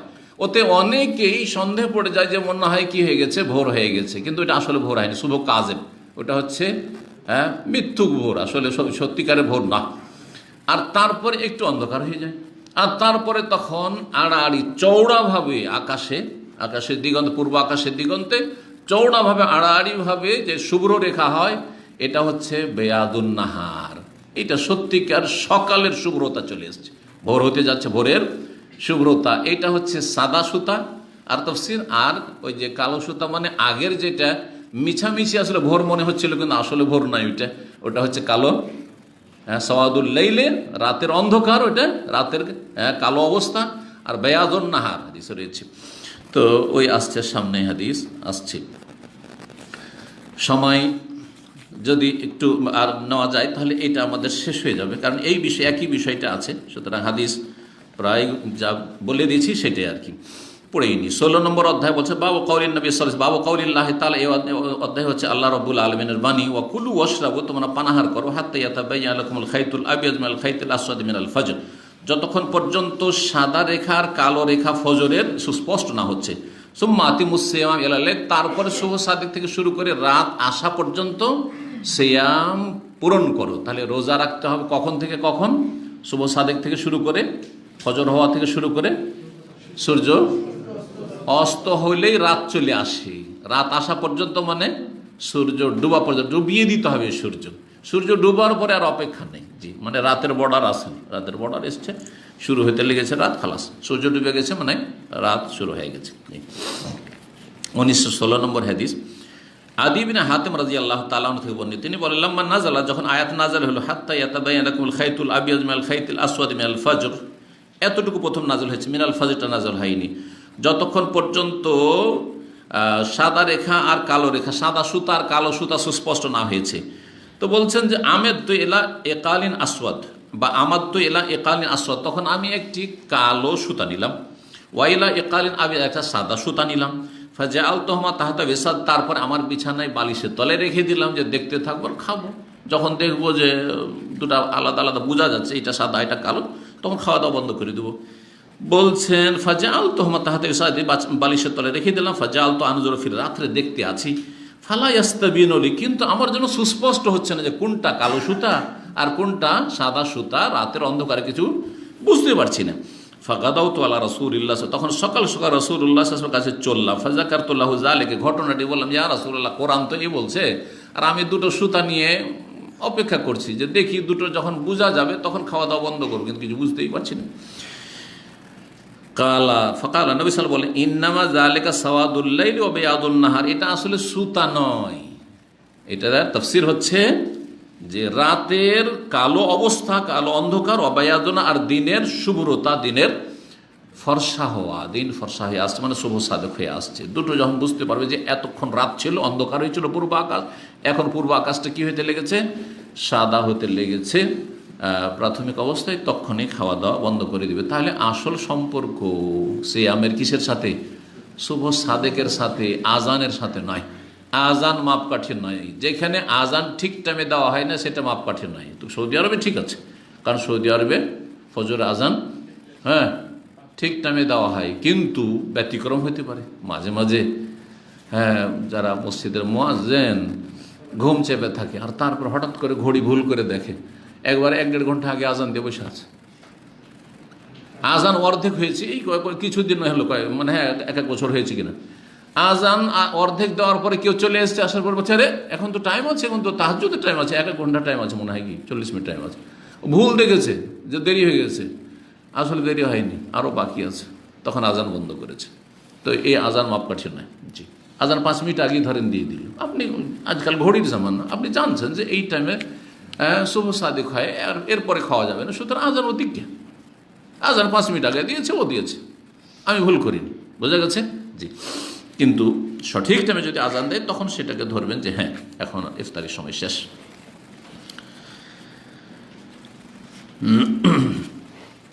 ওই একই হাদিস বর্ণনা করেছেন সাহাল বিন সাদ, তাহলে এই বর্ণনা সাহাল বিন সাদও করেছেন আর আদি বিন হাতেমও করেছেন। কালা উনজিলাত ওয়াকুলু ওয়াশরাবু হাত্তা ইয়াতাবায়ানা লাকুমুল খাইতুল আবিজ মিনাল খাইতিল আসওয়াদ মিনাল ফাজর। প্রথম নাজেল হয়েছিল ওয়াকুলু ওয়াশরাবু, তোমরা পানাহার করো যতক্ষণ পর্যন্ত সাদা সুতা কালো সুতা থেকে পৃথক না হয়েছে। ওয়ালা মিয়ানজিল মিনাল ফাজর, আর এই মিনাল ফাজর কথাটি নাজেল হয়নি, একটু আগে বললাম এই হাদিসের কথাটি আসলে শেষখানে মিনাল ফাজর শব্দটি আছে এখানে। ফাকানা রেজালুন, কিছু মানুষরা ছিল, এজা আরাদুসমা, যখন তারা রোজা রাখার উদ্দেশ্য রাখতো, যে রোজা রাখতে হবে, সাহারি খেতে হবে, রাবাতা আহাদম ফি রিজলাই, 2 পায়ে সুতা বেঁধে রাখতো, আল খাইতুল আবিয়াজ আল খাইতুল আসওয়াদ, একটা কালো সুতা আর একটা সাদা সুতা পায়ে বেঁধে রাখতো। ওয়ালা ইয়াজালু ইয়াকুল, আর খেতে থাকতো আর দেখতে থাকতো যে দেখি বুঝাচ্ছে। তাহলে তার সাহাবায়ে কেরামরা অন্ধকারে খেতেন না প্রদীপ জেলে? আরে প্রদীপ জেলে তো বুঝতে পারবেন যে এটা কালো আর এটা সাদা। তাহলে সাহাবায়ে কেরামরা বাড়িতে অন্ধকারে অবস্থান করতে সারা রাত, খুব কমই হয়তো যে মাঝে মাঝে কোনো রকম চর্বি টর্বি দিয়ে একটু ঘরে বাতি জ্বালাবার ব্যবস্থা হতো। নবী সাল্লাল্লাহু আলাইহি ওয়াসাল্লাম তাহাজ্জুদ পড়তেন, যখন সালাতের আলোচনা করেছি তখন বলেছি যে মা আয়েশা রাদিয়াল্লাহু তাআলা আনহাকে একটু যখন কি করতেন, পায়ে যখন ইশারা করতেন চেপে, তখন পাগুলি গুটিয়ে নিতেন সেজদা করার জন্য। তাহলে বোঝা যায় তিনি দেখতে পেতেন না, এই জন্য প্রয়োজন হতো বারবার করে যে এখন সেজদা করবো, তুমি পা হটাও, তাই না? জি, অন্ধকারে। ওয়াল বুয়ুতু ইয়াওমাইয লাইসা ফিহা মাসাবি, আমাদের আমলে বলছেন মা আয়েশা, আমাদের আমলে বাড়িতে কোনো রকমের মিসবাহ প্রদীপের ব্যবস্থা ছিল না, চেরাগের ব্যবস্থা ছিল না। জি, আল্লাহু আকবার, আল্লাহ শুকরিয়া আদায় করেন। বিদ্যুৎ আগুনও জ্বালাইতে হয় না, প্রদীপও জ্বালাইতে হয় না, লন্ঠন দিয়ে আমরা পড়াশোনা করেছি, ল্যাম্পে পড়াশোনা করেছি। জি, ওয়ালা ইয়াজালু ইয়াকুল, খেতেই থাকতেন হাত্তা ইয়াতাবায়ানা রুয়াতুহু, যতক্ষণ পর্যন্ত দুটো সুস্পষ্ট কালো সাদা সুস্পষ্ট না হইতো। ফাআনজালাল্লাহু বাদু, এতে তো দেরি হয়ে যেত খেতে খেতে, কিন্তু ভুল করে দেরি হইতো, সেই জন্য আল্লাহ মাফ করবেন। তারপরে আল্লাহ নাজার করে মিনাল ফাজরে, আসলে কালো সুতা সাদা সুতা নয়, এই তাফসীর নিজে থেকে বুঝলে হবে না, এটা হচ্ছে ফজরের শুভ্র রেখা আর কালো রেখা। জি, ফাআলিমু, তখন তারা জানতে পারলেন, আন্নাহু ইন্নামা ইয়ানিল লাইল ওয়ান নাহার, উদ্দেশ্য হচ্ছে রাত এবং দিন। যতক্ষণ রাত আছে খেতে থাকো, আর যখন ভোর হয়ে গেছে, দিন শুরু হয়ে গেছে, মানে শুভ সাদেক হয়ে গেছে, তাহলে খাওয়া দাওয়া বন্ধ করে দাও, পানাহার বন্ধ করে দাও। তাহলে বোঝা যাচ্ছে যে কোরআন হাদিস খেয়াল খুশি বুঝলে হবে না, এই একটা পয়েন্ট মনে রাখবেন। কোরআন হাদিস খেয়াল খুশি স্বেচ্ছাচারিতার সাথে বুঝলে হবে না, বুঝতে হবে যেইভাবে আমাদের সালাফগণ যাদের সামনে কোরআন নাযিল হয়েছে তারা যেভাবে বুঝেছেন। হাদিসকে নিজের খেয়াল খুশি বুঝলে হবে না যে হাদিস আছে, আর এই হাদিসটা কি সাহাবায়ে কেরাম এইভাবে বুঝেছেন যেভাবে আপনি বুঝছেন, না অন্যভাবে বুঝেছেন, এটাও দেখার বিষয় রয়েছে। এই জন্য আল্লামা আলবানী রাহিমাহুল্লাহ তার আগে যারা আইম্মায়ে কেরাম, ওলামায়ে কেরাম এই বিষয়টা খুব তাগিদ করেছেন যে কোরআন এবং হাদিসকে বুঝতে হবে আলা ফাহমিস সালাফিস সালেহ।